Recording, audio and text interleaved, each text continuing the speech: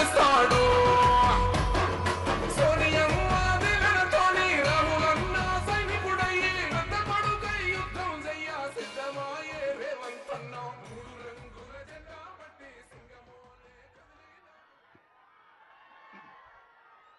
మిత్రులారా, శ్రీమతి సోనియా గాంధీ, శ్రీ మల్లికార్జున్ ఖర్గే గారు జహీరాబాద్ పార్లమెంటు నియోజకవర్గ అభ్యర్థిగా సురేష్ షెట్కర్ గారిని కాంగ్రెస్ పార్టీ అభ్యర్థిగా ప్రకటిస్తే ఈరోజు నారాయణఖేడ్ శాసనసభ్యుడు సంజీవరెడ్డి గారి సభాధ్యక్షతన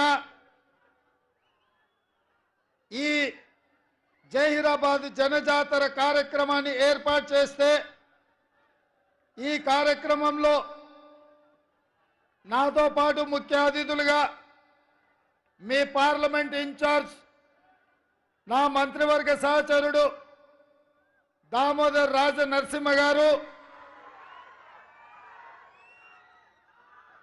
అదేవిధంగా శాసనసభ్యులు మదన్ మోహన్ రావు గారు, జోక్కల్ శాసనసభ్యులు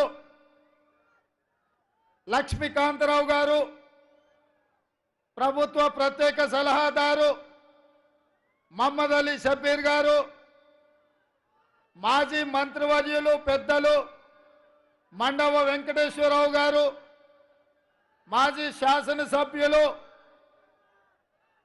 ఏనుగు రవీందర్ రెడ్డి గారు, అదేవిధంగా వేదిక మీద అధిరథ మహారథులందరూ ఈనాడు కాంగ్రెస్ పార్టీ అభ్యర్థిగా మీ ముందు మీ ఆశీర్వాదం కోసం నిలబడ్డ పెద్దలు సురేష్ షెట్కర్ గారు,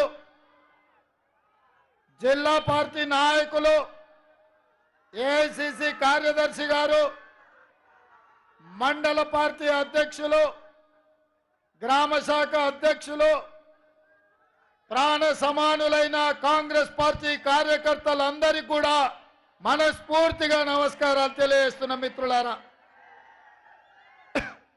మిత్రులారా, ఈరోజు ఇక్కడ నేను కాంగ్రెస్ పార్టీ అధ్యక్షుడిగా తెలంగాణ రాష్ట్ర ముఖ్యమంత్రిగా నిలబడి ఈనాడు పెద్దలు సురేష్ షెట్కర్ గారిని గెలిపించమని అడుగుతున్నా అంటే ఇది నా గొప్పతనం కాదు, ఇది మీ గొప్పతనం, ఇది మీ కష్టం, ఇది మీ శ్రమ, మీ రక్తాన్ని చెమటగా మార్చి మీ భుజాలు కాయలు కాసేలా కాంగ్రెస్ పార్టీ జెండాను మోసి ఈ పార్లమెంటు నియోజకవర్గం నుంచి నారాయణఖేడ్ నుంచి సంజీవరెడ్డి గారిని, జొక్కల్ నుంచి లక్ష్మీకాంతరావు గారిని, అదేవిధంగా ఎల్లారెడ్డి నుంచి మదన్ మోహన్ రావు గారిని, ఆందోళన నుంచి మా పెద్దలు దామోదర్ రాజ నరసింహ గారిని ఈరోజు మీరు ఎమ్మెల్యేలుగా గెలిపించి శాసనసభకు పంపించడంతో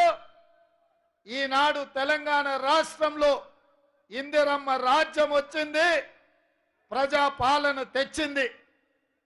మరి ఇవాళ ఈ ప్రజాపాలనలో ఆనాడు సోనియమ్మ సెప్టెంబర్ 17 నాడు తుక్కుగూడ రాజీవ్ గాంధీ ప్రాంగణంలో తెలంగాణ ప్రజలకు 6 గ్యారెంటీలను ఇచ్చింది. తెలంగాణ ఇస్తా అన్న గ్యారెంటీ ఇచ్చిన సోనియమ్మ ఆంధ్రప్రదేశ్లో పార్టీ చచ్చిపోయినా, కేంద్రంలో అధికారం కోల్పోయినా, తెలంగాణలో రాజకీయంగా ఎన్నో ఒడిదుడుకులను ఎదుర్కొన్నా మాట తప్పని మడమ తిప్పని నేతగా తెలంగాణ రాష్ట్రాన్ని ఇచ్చి 60 సంవత్సరాల ఆకాంక్ష 1200 మంది తెలంగాణ బిడ్డల ఆత్మ బలిదానాలను అమరులను యాది చేసుకొని ఈ తెలంగాణ రాష్ట్రం ఇచ్చిన సోనియమ్మ 10 సంవత్సరాలు కల్వకుంట్ల చంద్రశేఖరరావు గారి చేతిలో ఈ తెలంగాణ రాష్ట్రం తెలంగాణ తల్లి బందీ అయి అన్నమో రామచంద్ర అని తెలంగాణ ప్రజలు అడుక్కునే పరిస్థితి, దొరగారి గడిలో తెలంగాణ తల్లి బందీ అయి నన్ను ఇడిపించే వాళ్ళే లేరా ఈ తెలంగాణ రాష్ట్రంలో అని మొరబెట్టుకునే సందర్భంలో సోనియమ్మ ఆశీర్వాదంతో లక్షలాది మంది కాంగ్రెస్ పార్టీ కార్యకర్తలు నడుము బిగించి దొరగారి గడిని బద్దలు కొట్టి తెలంగాణ తల్లిని విముక్తి చేసి ఇవాళ తెలంగాణ ప్రజలకు స్వేచ్ఛను ప్రసాదించింది ఈ తెలంగాణ ప్రాంతం. మాట ఇచ్చిన సోనియమ్మ మనకు 6 గ్యారెంటీలను ఇచ్చింది. 6 గ్యారెంటీలను 100 రోజుల్లోనే 5 గ్యారెంటీలను అమలు చేసి ఈనాడు ప్రజలకిచ్చిన మాట నిలబెట్టుకోవడానికి మన ప్రజా ప్రభుత్వం ప్రయత్నం చేస్తున్నది. ఇక్కడ మా అక్కలు ఉన్నారు కుడి పక్కన. ఆనాడు మా అక్కలు బస్సు ఎక్కాలంటే ఇంటాయన ముందల చేయి చాపాలి. ఇంటాయన మీద కోపం వచ్చి అమ్మగారింటికి అలిగిపోదామంటే మళ్ళీ ఆయననే సిల్లర్ అడుక్కునే పరిస్థితి. ఇవాళ మా ఆడబిడ్డలు మా అక్కలు మా పెద్దమ్మలు అమ్మగారింటికి పోవాలంటే చెయ్యి అడ్డం పెడితే చాలు ఆర్టీసీ బస్సు అక్కడనే ఆగి మా అక్కలను వాళ్ళు దిగాల్సిన దగ్గర వాళ్ళ ఇంటి దగ్గర దించే ఉచిత ప్రయాణం ఈరోజు ఆర్టీసీ బస్సులో మన ప్రభుత్వం అమలు చేసింది. ఆనాడు పేదవాడు దవాఖానకు పోతే రోగంతో కాదు దవాఖాన ఇచ్చే బిల్లులు చూసి గుండెకి సచ్చే పరిస్థితి. కానీ డాక్టర్ వైఎస్ రాజశేఖర రెడ్డి గారు రాజీవ్ ఆరోగ్యశ్రీ పథకం ద్వారా పేదవాడికి కార్పొరేట్ వైద్యాన్ని అందించాలని యశోద అపోలో ఆసుపత్రిలో బెంచ్ కారులోనే కాదు గంజి తాగే పేదలకు కూడా వైద్యాన్ని అందించాలని ఆనాడు 2 లక్షల రూపాయలతోని 20 ఏళ్ల కింద ఉచితమైన వైద్యం అందించి పేదల ప్రాణాలు కాపాడింది సోనియమ్మ రాజ్యం కాంగ్రెస్ ప్రభుత్వం. కానీ ఏం పొయ్యకాలం వచ్చిందో చంద్రశేఖరరావుకు తెలంగాణ వచ్చినాక రాజీవ్ ఆరోగ్యశ్రీ పథకాన్ని నిర్వీర్యం చేసిండు, పేదల ఆరోగ్యాన్ని దెబ్బతీసిండు. అందుకే సోనియమ్మ నాయకత్వంలో ఏర్పడ్డ ఈ ప్రజా ప్రభుత్వం అధికారం చేపట్టిన 48 గంటల్లోనే ప్రతి పేదవాడి ఆరోగ్యం కోసం 10 లక్షల రూపాయలు ఉచితంగా వైద్యానికి అందించి పేదల ప్రాణాలు కాపాడే బాధ్యత మాది అని ఇందిరమ్మ ప్రభుత్వం ఈనాడు బాధ్యత తీసుకున్నది. ఇదే కాదు ఆడబిడ్డల కన్నీళ్లు తీర్వడానికి ఆనాడు దీపం పథకం ద్వారా గ్యాస్ పొయ్యి సిలిండర్ ఇచ్చి 400 రూపాయలకి ఆనాడు సిలిండర్ ఇచ్చింది సోనియమ్మ. కానీ కేంద్రంలో మోడీ రాష్ట్రంలో కేడీ అధికారంలోకి వచ్చిన 10 ఏళ్లలో 400 ఉన్న సిలిండర్ 1200 చేసి మా ఆడబిడ్డల సొమ్ము దోసుకొని వాళ్ళ ఉసురు కొట్టుకొని ఇవాళ కేసీఆర్ పతనమైండు. సిలిండర్ పొయ్యి పోయి మళ్ళీ కట్టెల పొయ్యి వచ్చే కాలం వచ్చింది. అందుకే మా ఆడబిడ్డల్ని మా అక్కల్ని దృష్టిలో పెట్టుకొని సోనియమ్మ మాకు ఆదేశాలు ఇచ్చింది. రేవంత్ నువ్వు ఆడబిడ్డలకు 500 రూపాయలకే సిలిండర్ ఇవ్వాలి, ఆడబిడ్డల కన్నీళ్లు తూడవాలి అని సోనియమ్మ ఆదేశిస్తే ఇవాళ గ్రామ గ్రామాన తండాలలో గూడాలలో మారుమూల పల్లెల్లో పేదోళ్లకు 500 రూపాయలకే సిలిండర్ ఇచ్చి 40 లక్షల కుటుంబాలను ఇవాళ మన ప్రభుత్వం ఆదుకున్నది. ఇదే కాదు మిత్రులారా, వ్యవసాయానికి ఉచిత కరెంట్ ఇస్తుంటే నా పాదయాత్ర సందర్భంగా రాహుల్ గాంధీ గారు కూడా మీ ప్రాంతంలో పాదయాత్ర చేస్తున్నప్పుడు భూమి లేని పేదవాళ్ళు వచ్చి అయ్యా భూమి ఉన్నోళ్ళకే ఉచిత కరెంట్ ఉంది, మా ఇళ్లలో బిల్లు మోత మోగుతుంది, మొదటి తారీఖు వస్తే గుండెలు అదురుతున్నాయని చెప్పిండ్రు. అందుకే రాహుల్ గాంధీ గారు చెప్పిండ్రు ప్రతి పేదవాడి ఇంట్లో వెలుగులు ఉండాలి, పేదవాడికి ఇంటికి ఉచిత కరెంట్ ఇవ్వాలి అని ఆదేశిస్తే 200 యూనిట్లు ప్రతి పేదవాడి ఇంట్లో 0 బిల్లు ఇచ్చి ఈ రోజు మీ కుటుంబాలలో వెలుగులు నింపి మీ కళ్ళల్లో ఆనందం చూసే బాధ్యత మన ప్రభుత్వం తీసుకున్నది. ఆనాడు పేదవాడు ఇల్లు లేక పేక మేడల్లో పూరి గుడిసెల్లో బాధపడుతుంటే ఆత్మగౌరవం దెబ్బతింటుంటే కొడుకు కోడలు వస్తే ఏడ ఉండాలో తెలియక పిల్లగానికి పెళ్లి చేయాలంటే తల్లిదండ్రులు ఇబ్బంది పడుతున్నప్పుడు డాక్టర్ వైఎస్ రాజశేఖర రెడ్డి గారు ప్రతి పేదవాడికి తండాలలో గూడాల్లో మారుమూల పల్లెల్లో బస్తీలలో ఉండే ప్రతి వాడికి ఇల్లు లేని వాడికి పెళ్ళైన వాడికి ఆనాడు ఇందిరమ్మ ఇల్లు 25 లక్షలు తెలంగాణ రాష్ట్రంలో ఇచ్చి పేదల్ని ఆనాడు కాంగ్రెస్ ప్రభుత్వం ఆదుకున్నది. కానీ కేసీఆర్ ఏమన్నాడయా, ఇందిరమ్మ ఇండ్లను పట్టుకొని ఇవి డబ్బా ఇండ్లు వద్దు, డబుల్ బెడ్రూమ్ ఇండ్లు ముద్దు, అల్లుడు బిడ్డ వస్తే ఏడవంటారు, కొడుకు కోడలు ఉంటే ఏడ ఉంటారు, కోడి పిల్లను మేక పిల్లను ఉంటే ఏడ కట్టేస్తారు, పేదవాళ్లకు డబుల్ బెడ్రూమ్ ఇండ్లు ఇస్తా అని చంద్రశేఖరరావు మాట ఇచ్చిండు.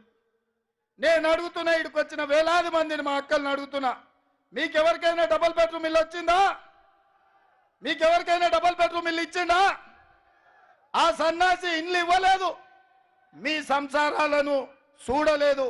అందుకే అధికారం చేపట్టిన వెంబడే పేదవాళ్లకు ఇందిరమ్మ ఇండ్లు ఇవ్వాలని తెలంగాణ రాష్ట్రంలో 4,50,000 ఇండ్ల మంజూరు చేసి 22,500 కోట్ల రూపాయలతోని పేదవాళ్ళ ఆత్మ గౌరవమైన ఇందిరమ్మ ఇండ్లను మన ప్రభుత్వం మంజూరు చేసి 5 గ్యారెంటీలను అమలు చేసి 100 రోజుల్లోనే చూపించినాం. ఇదే కాదు, తెలంగాణ ఉద్యమమే నీళ్లు నిధులు నియామకాల కోసమే కదా ఉస్మానియా కాకతీయ యూనివర్సిటీ విద్యార్థులు వీరులై బీసీ రిజర్వేషన్లు ఉన్నాయి. టోటల్ గా సుప్రీంకోర్టు ఆదేశాల మేరకు హారిజాంటల్ గా 50% కంటే ఎక్కువ రిజర్వేషన్లు ఇవ్వడానికి లేదు. రిజర్వేషన్లు పెంచాలి అంటే బలైన వర్గాల జనాభా లెక్కలు కట్టాలి. వాళ్ళను లెక్క కట్టి వాళ్లకు నిధులు ఇచ్చి వాళ్లకు ఉద్యోగ ఉపాధి అవకాశాలలో రిజర్వేషన్లు ఇవ్వాలని రాహుల్ గాంధీ గారు నాకు చెప్పిండ్రు. అందుకే నేను ముఖ్యమంత్రి ప్రమాణ స్వీకారం చేసిన వెంబడే నా మంత్రివర్గంలో తీర్మానం చేసి శాసనసభ ఆమోదం పొందించుకొని బీసీ జనాభా లెక్కలు కట్టడానికి కోట్ల రూపాయలు ఇచ్చి ఇవాళ బీసీ జనాభాను లెక్కలేసి వాళ్ళని బాగు చేయాలనుకున్నాం. ఎక్కడి నుంచి ఊడిపడ్డాడు ఉడుం లెక్క మోడీ. గుజరాత్ నుంచి బయలుదేరిండు. గుజరాత్ గురించి ఒక్క మాట చెప్పాలి. మనల్ని బ్రిటిష్ వాళ్ళు ఎట్లా వెళ్ళిండ్రో తెలుసా మిత్రులారా? బ్రిటిష్ వాళ్ళు సూరత్ నుంచి అంటే గుజరాత్ నుంచి లోపలికి వచ్చిర్రు. సముద్రం పక్కన సంసారం పెట్టిండ్రు. అన్నదమ్ముల మధ్యలో పంచాయతీ పెట్టిర్రు. ఇక్కడ ఉన్న సంస్థలను రాజ్యాలలో ఉన్న సొమ్మును చూసిండ్రు. ఒకరికొకరికి తాకట్టు పెట్టి ఒకరికొకరికి పంచాయతీ పెట్టి మన జుట్లే మనకు ముడేసి బ్రిటిష్ వాళ్ళు ఈ దేశాన్ని కబలించి 100 సంవత్సరాలు ఏలి మన దేశంలో ఉన్న ఖనిజ సంపద నుంచి కోహినూరు వజ్రం వరకు దోపిడీ చేసి ఈ దేశాన్ని కొల్లగొట్టిండ్రు. మళ్ళా 75 సంవత్సరాల తర్వాత ఆనాడు పండిట్ జవహర్లాల్ నెహ్రూ గారు, సుభాష్ చంద్రబోస్, వల్లభాయ్ పటేల్, చంద్రశేఖర్ ఆజాద్, భగత్ సింగ్ లాంటి వీరులు నిటారుగా నిలబడి బ్రిటిష్ వాళ్ళను తరిమి ఈ దేశానికి స్వాతంత్రం ఇప్పించారు. మళ్ళా 75 ఏండ్ల తర్వాత అదే గుజరాత్ నుంచి అదే సూరత్ నుంచి ఇవాళ నరేంద్ర మోడీ, అమిత్ షా అని ఇద్దరు బయలుదేరిండ్రు. వాళ్ళకి ఇంకొక ఇద్దరు తోడైనరు. మేమిద్దరం మాకిద్దరు. ఎవరై అంటే నరేంద్ర మోడీ, అమిత్ షాకు అదానీ అంబానీ తోడైనరు. వీళ్ళు నలుగురు ఆలోచన ఒక్కటే, ఈ దేశంలో రిజర్వేషన్లు ఉంటే దళితులు గిరిజనులు హక్కులు అడుగుతారు, అధికారంలో భాగం అడుగుతారు. ఇప్పుడు బలైన వర్గాలను ఓబీసీలను కూడా కాంగ్రెస్ పార్టీ గద్దెను ఎక్కించాలని చూస్తుంది. ఇక తమ చేతిలో ఈ దేశం ఉండదు, ఈ దేశ సంపద ఉండదని బ్రిటిష్ వాళ్ళలాగా తయారైనరు. వాళ్ళు బీజేపీ అని పెట్టుకుంటే నేను అదేదో భారతీయ జనతా పార్టీ అనుకున్నా. నిన్న మన బీజేపీ ఆయన ఒక ఆయన పెళ్లిలో కలిసి నవ్వుకుంటే చెప్తున్నాడు, అన్నా మాది బీజేపీ అంటే భారతీయ జనతా పార్టీ కాదు, బ్రిటిష్ జనతా పార్టీ. మా విధానం, మా ఆలోచన బ్రిటిష్ వాళ్ళ ఆలోచన.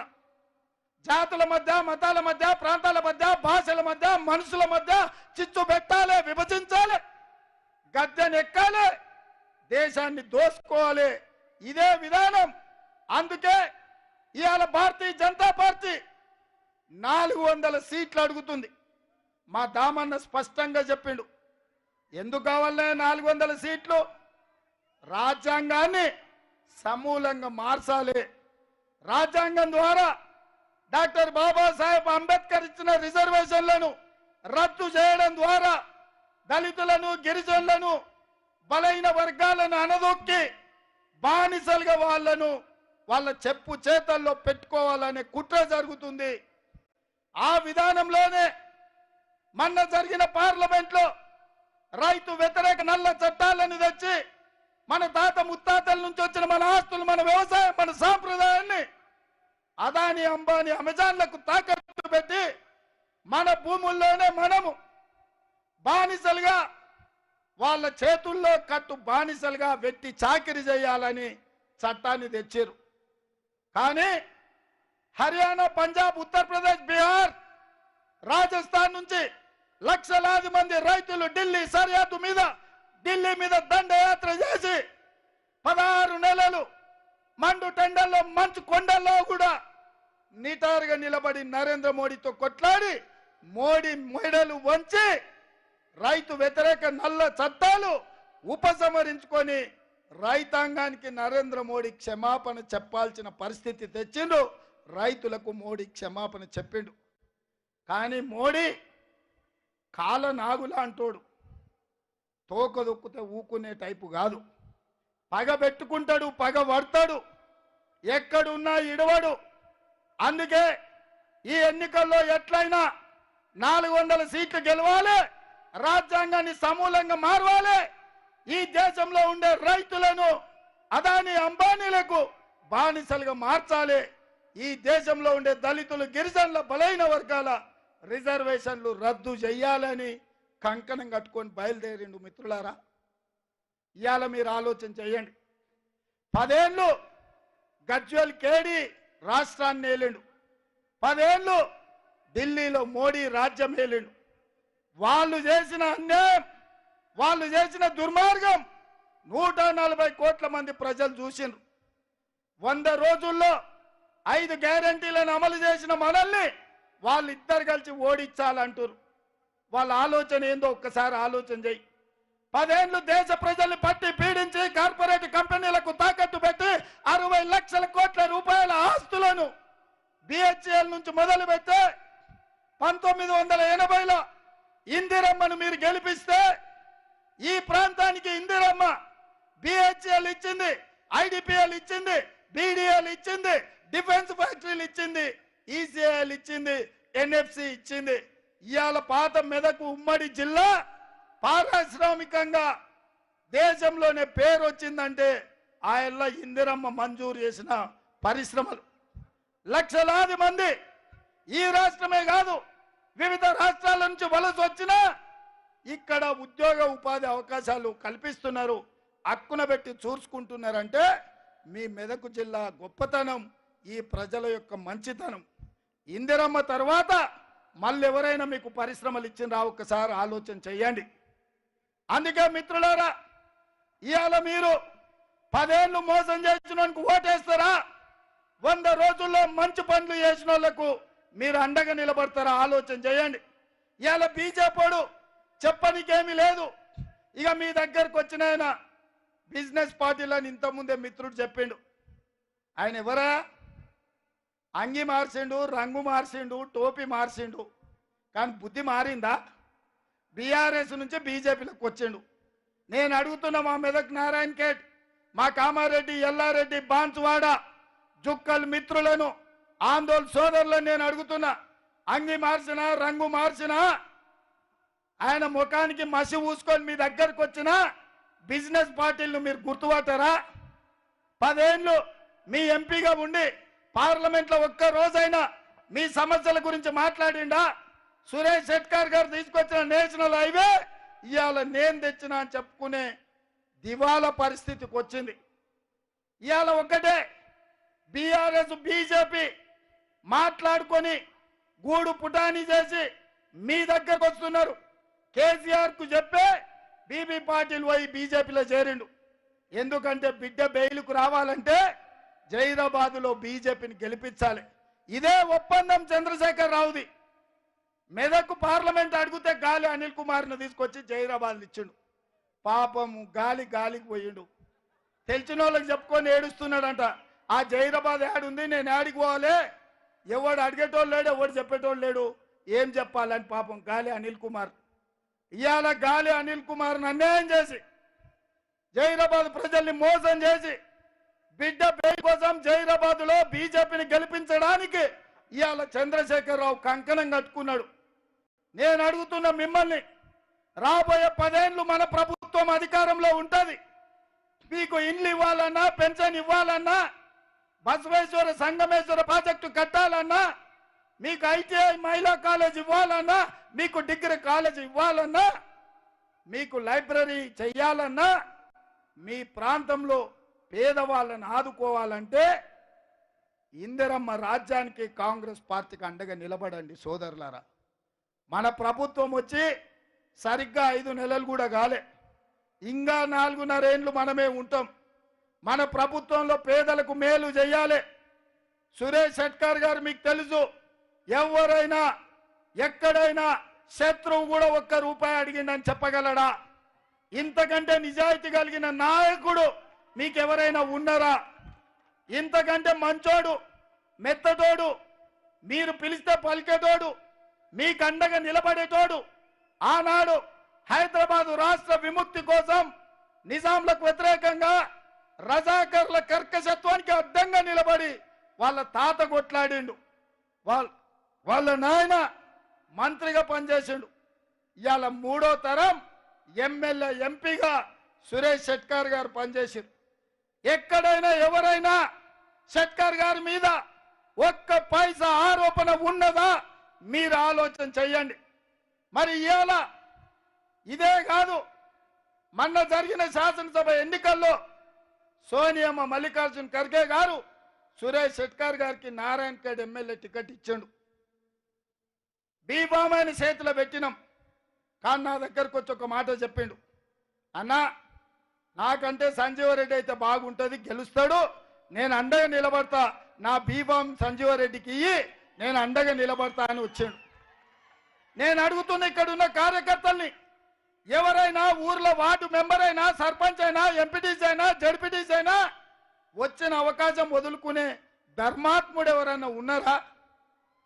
కానీ మన సోదరుడు సురేష్ షెట్కర్ ఎమ్మెల్యే బీఫామ్ను మిత్రుడు సంజీవరెడ్డికి ఇచ్చాడు.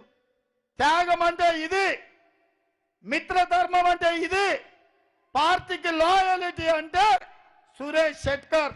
పార్టీ రావాలి, నారాయణఖేడ్లో కాంగ్రెస్ గెలవాలి, ప్రభుత్వం ఏర్పాటు చెయ్యాలి అని తనకొచ్చిన ఎమ్మెల్యే టికెట్ కూడా సంజీవరెడ్డి గారికి ఇచ్చారు.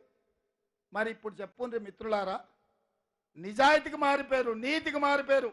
మీ ప్రాంత అభివృద్ధి కోసం కష్టపడేవాడు, వచ్చిన పదవిని మిత్రుల కోసం త్యాగం చేసినోడు ఇవాళ కాంగ్రెస్ పార్టీ సోనియమ్మ మీ జైరాబాద్ ఎంపీగా నిలబెట్టినరు.